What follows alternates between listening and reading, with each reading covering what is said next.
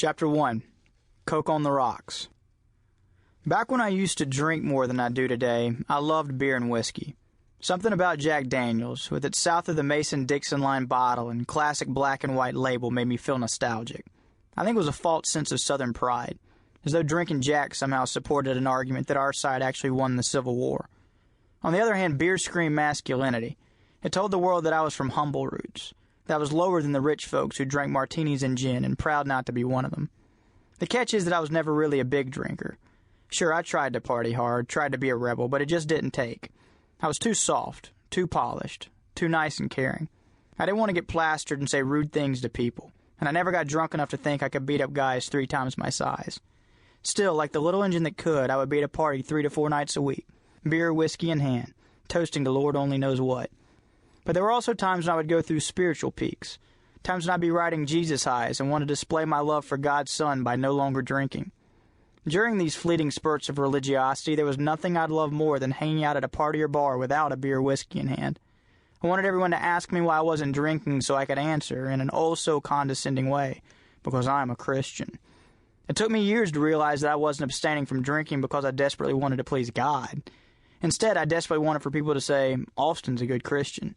In other words, for the first quarter century of my life, I went through the motions of religiosity in hopes that people would think me a good guy. And what I'm ashamed to admit is that I was foolish enough to think this made any difference to God. I still frequently find myself in places where alcohol is being served, and I remember how I used to think of them as battlefields where I could make heroic Christian stands.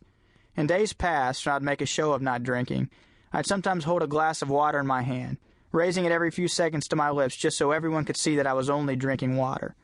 Now, on nights when I don't feel like having a drink, I'll order a Coke instead of water, but I'll ask for it to be served in a highball glass, on the rocks.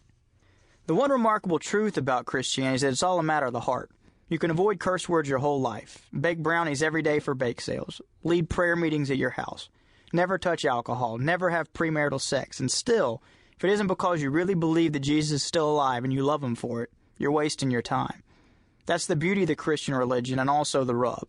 Only each individual can determine whether he's committed, abstaining, practicing, etc. for the real reason. In days past, my ultimate faith high would come from hearing that someone thought I was a good Christian. This would excite me for a few seconds, but then I'd feel as if I needed to hear it from someone else.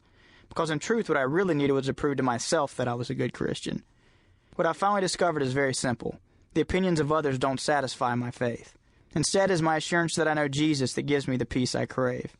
Trust me, I still love to discuss faith. But these days I'm determined not to flaunt it, because the moment I do, my faith becomes a crutch, a social club, a membership I maintain in